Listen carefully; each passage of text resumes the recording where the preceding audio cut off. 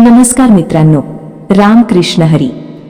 आज आपण संत तुकाराम महाराजांचा एक अत्यंत वास्तववादी आणि समाजातील चुकीच्या प्रथा उघड करणारा अभंग पाहणार आहोत. या अभंगामध्ये महाराजांनी लग्न समारंभातील दिखावा, आडंबर आणि निरर्थक खर्च यावर अतिशय तीव्र भाषेत टीका केली आहे. आजच्या काळातही आपण पाहतो की लग्न म्हणजे आनंदाचा सोहळा कमी आणि प्रतिष्ठा दाखवण्याचा कार्यक्रम जास्त झाला आहे.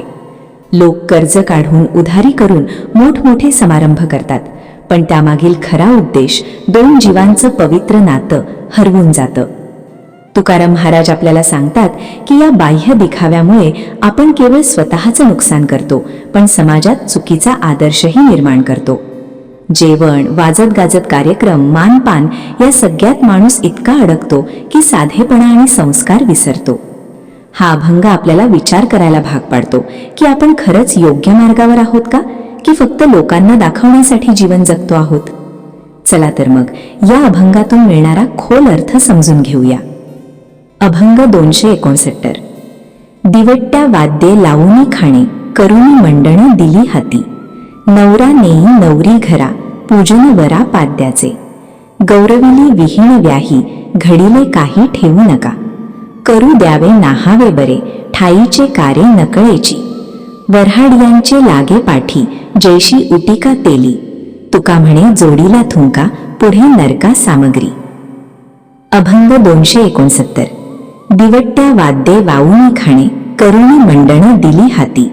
नवरा नेई नवरी घरा, पूजन वरा पाद्याचे. या ओळीत संत तुकाराम महाराज समाजातील दिखाऊपणा आणि आडंबर यावर तीव्र प्रहार करतात.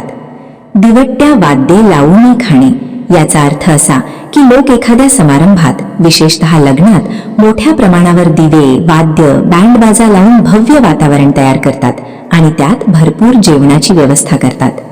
हे सगळं बाह्यदृष्ट्या खूप आकर्षक दिसतं, पण त्यामागे अनेकदा केवळ दिखावा आणि लोकांना प्रभावित करण्याची इच्छा असते. करुणी मंडण दिली हाती म्हणजे सजावट, अलंकार, थाटमाट इतका वाढवला जातो की तो जणू स्वतःच्या हातात धरून मिरवला जातो. तुकाराम महाराज यांचा संदेश इथे खूप स्पष्ट आहे. आपण जे करतो ते मनापासून आणि साधेपणाने असावं, दिखाव्यासाठी नाही. आजच्या काळात अनेक लोक लग्न किंवा इतर समारंभासाठी प्रचंड खर्च करतात, कधी कधी कर्जही काढतात, फक्त समाजात आपली प्रतिष्ठा दाखवण्यासाठी. पण या सगळ्यामुळे आर्थिक ताण वाढतो आणि खरा आनंद हरवतो. ही ओळ आपल्याला विचार करायला भाग पाडते. आपण जे करतो ते खरंच आवश्यक आहे का, की फक्त इतरांना दाखवण्यासाठी आहे? खरा आनंद साधेपणात असतो, प्रेमात असतो आणि एकमेकांप्रती असलेल्या भावना महत्वाच्या असतात. बाह्य सजावट, मोठेपणा आणि खर्च यामध्ये खऱ्या अर्थाने समाधान नसतं. तुकाराम महाराज सांगतात की जर आपण फक्त बाह्य गोष्टींमध्ये अडकून राहिलो तर आपण जीवनातील खऱ्या मूल्यांना विसरतो. म्हणूनच आपलं प्रत्येक कार्य हे साधेपणाने, प्रामाणिकपणाने आणि मनापासून केलं पाहिजे. तेव्हाच जीवनात खरा आनंद आणि समाधान मिळू शकतं. ध्रुवपद. नवरा नेई नवरी घरा, पूजन वरा पाद्याचे.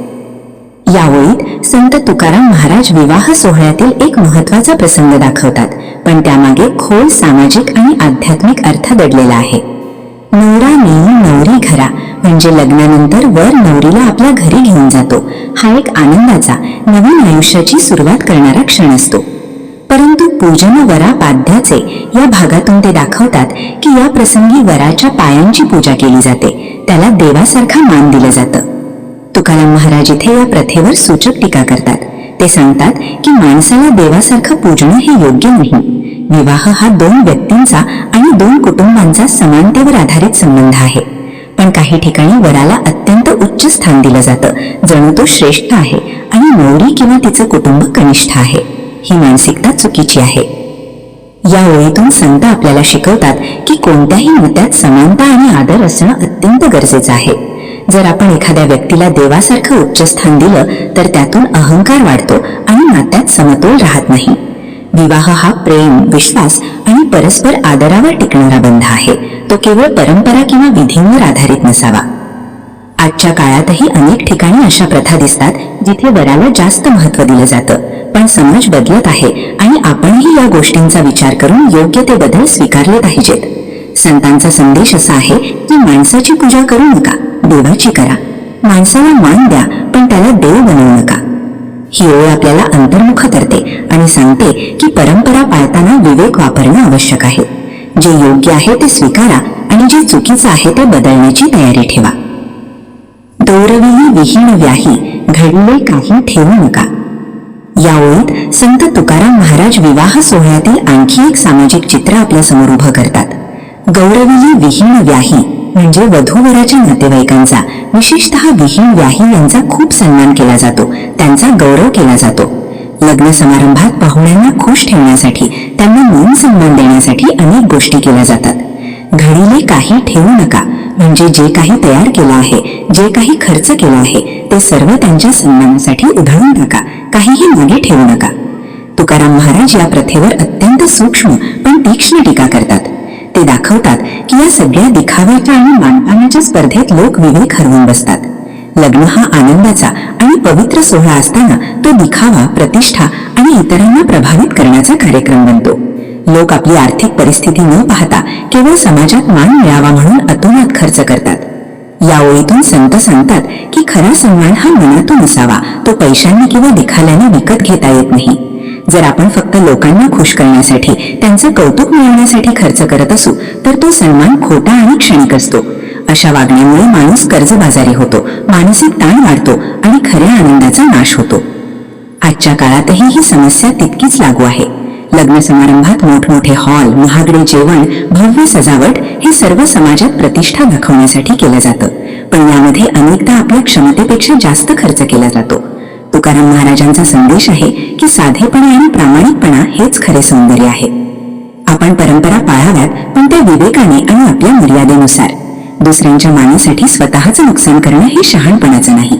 खरा सन्मान हा प्रेम, आदर आणि सद्भावनेतून मिळतो, दिखाव्याने नाही. करू द्यावे नाहावे बरे, ठाईची कारे नकळेची. या ओळीत संत तुकाराम महाराज अत्यंत साध्या शब्दात पण खोल अर्थ सांगतात. करू द्यावे नाहावे बरे म्हणजे जे योग्य आहे ते करू द्या, जे अयोग्य आहे ते टाळा. पण ठाईची कारे नकळेची या भागात ते खंत व्यक्त करतात की माणसाला योग्य अयोग्य याचा विचार करण्याची समजच उरलेली नाही. लग्न समारंभाच्या संदर्भात ही ओळ अधिक स्पष्ट होते.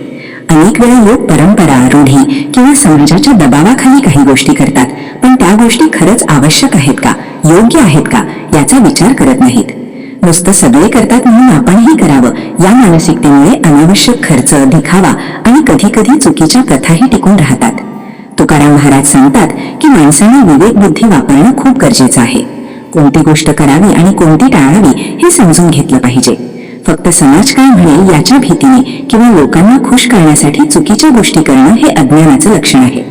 या ओळीतून एक मोठा संदेश मिळतो. आपण स्वतः विचार करणं शिकायला हवं. योग्य ते स्वीकारावं, अयोग्य ते नाकारावं. जर एखादी प्रथा आपल्याला त्रास देत असेल, आर्थिक ओझं वाढवत असेल किंवा निरर्थक असेल तर ती निसंकोचपणे सोडून द्यावी. आजच्या काळातही ही समस्या तितकीच लागू आहे. लग्न समारंभात किंवा इतर प्रसंगात आपण इतरांचं अनुकरण करत राहतो, पण स्वतःचा विचार करत नाही. तुकाराम महाराज आपल्याला जागा करतात, काय योग्य आहे, काय अयोग्य आहे हे ओळखा. शेवटी जीवनात शहाणपणा म्हणजे विवेक. प्रत्येक गोष्ट आंधळेपणाने न करता समजून उमजून केली तरच खरा आनंद आणि समाधान मिळू शकतं. ओळ 4. वऱ्हाडियांचे लागे पाठी, जैसी उटिका तेली. या ओळीत संत तुकाराम महाराज अतिशय प्रभावी उपमा देऊन मानवी स्वभावातील एक महत्त्वाचा दोष दाखवून देतात. वऱ्हाडियांचे लागे पाठी म्हणजे लग्न समारंभात जे पाहुणे वऱ्हाडी असतात ते जेवण, मान सन्मान, सोयी सुविधा याच्या मागे सतत लागलेले असतात. जैसी उटिका तेली म्हणजे तेल लावल्यावर जशी उठणी, उटिका शरीराला चिकटून राहते, तशीच ही माणसं लाभ, सुख, सोय आणि मान यांच्या मागे चिकटून राहतात. तुकाराम महाराज येथे समाजातील दिखाऊपणा आणि स्वार्थी वृत्तीवर प्रखर टीका करतात. लग्नासारख्या पवित्र आणि आनंदाच्या प्रसंगी लोकांचा मुख्य उद्देश आनंद साजरा करणे असायला हवा, पण अनेक वेळा तो उद्देश बाजूला राहून खाणं पिणं, मानपान आणि स्वतःचा फायदा यालाच जास्त महत्त्व दिलं जातं. वऱ्हाडी लोक कधी कधी इतके अपेक्षांनी भरलेले असतात की त्यांना जे मिळतं त्यात समाधान नसतं. ते अजून काहीतरी मिळावं म्हणून सतत मागे लागतात. उटिका तेली ही उपमा खूप सुंदर आहे. जसं तेल लावण्यावर उठणी शरीरावर घट्ट चिकटते आणि सहज निघत नाही, तसंच काही लोक लोभ, स्वार्थ आणि अपेक्षांमध्ये इतके अडकतात की त्यातून बाहेर पडणं त्यांना कठीण होतं. हा स्वभाव हळूहळू माणसाच्या मनावर वाईट परिणाम करतो. अशा लोकांना कोणत्याही गोष्टीत समाधान मिळत नाही, कारण त्यांची इच्छा आणि अपेक्षा सतत वाढतच राहते. तुकाराम महाराजांचा मुख्य संदेश असा आहे की माणसाने आपल्या जीवनात समाधान, साधेपणा आणि कृतज्ञता ठेवली पाहिजे. जे मिळालं आहे त्यात आनंद मानला पाहिजे. दुसऱ्यांकडून सतत काहीतरी अपेक्षा ठेवणं किंवा प्रत्येक ठिकाणी स्वतःचा फायदा पाहणं हे योग्य नाही. यामुळे नाती बिघडतात आणि समाजात तणाव निर्माण होतो. आजच्या काळातही ही ओळ तितकीच लागू पडते. अनेक सामाजिक कार्यक्रम, समारंभ किंवा अगदी दैनंदिन जीवनातही आपण पाहतो की काही लोक फक्त स्वतःच्या सोयीसाठी आणि फायद्यासाठीच वागतात.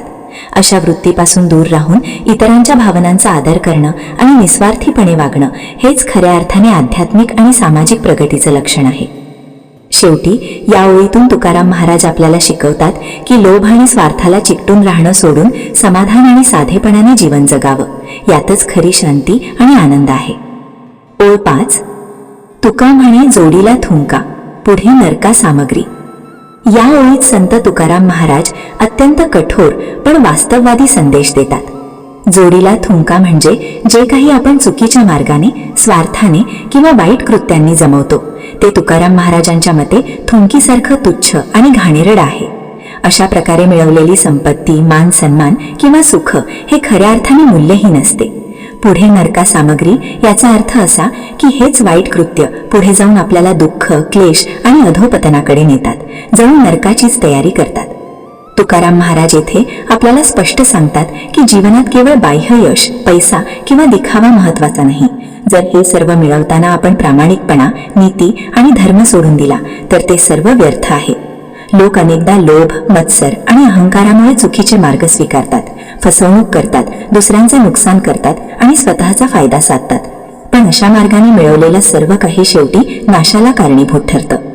थुंका ही उपमा खूप तीव्र आहे, कारण थुंकीला कोणीही महत्त्व देत नाही. ती तिरस्काराची गोष्ट आहे. तुकाराम महाराज सांगतात की वाईट मार्गाने मिळवलेली संपत्ती किंवा यश ही तितकीच तिरस्कारास पात्र आहे. अशा गोष्टींमुळे बाहेरून जरी माणूस श्रीमंत किंवा यशस्वी दिसला तरी आतून तो रिकामा आणि असंतुष्ट असतो. नरका सामग्री या शब्दांतून ते कर्मफळाचा सिद्धांत स्पष्ट करतात.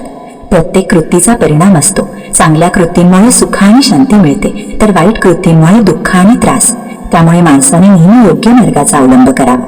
तात्पुरत्या फायद्यासाठी चुकीचे मार्ग स्वीकारणं हे शेवटी स्वतःच्याच विनाशाचं कारण ठरतं. आजच्या आधुनिक जीवनातही हा संदेश तितकाच महत्वाचा आहे. स्पर्धेच्या आणि यशाच्या धावपळीत अनेक जण शॉर्टकट शोधतात, पण ते शॉर्टकट्स दीर्घकाळ टिकणारे नसतात. खऱ्या अर्थाने टिकणारा आनंद आणि समाधान हे प्रामाणिकपणात, कष्टात आणि नैतिकतेतच असतं. शेवटी तुकाराम महाराज आपल्याला शिकवतात की चुकीच्या मार्गाने मिळवलेली कोणतीही गोष्ट ही थुंकीसारखी तुच्छ आहे आणि ती आपल्याला पुढे दुःखाच्या गर्तेत ढकलते.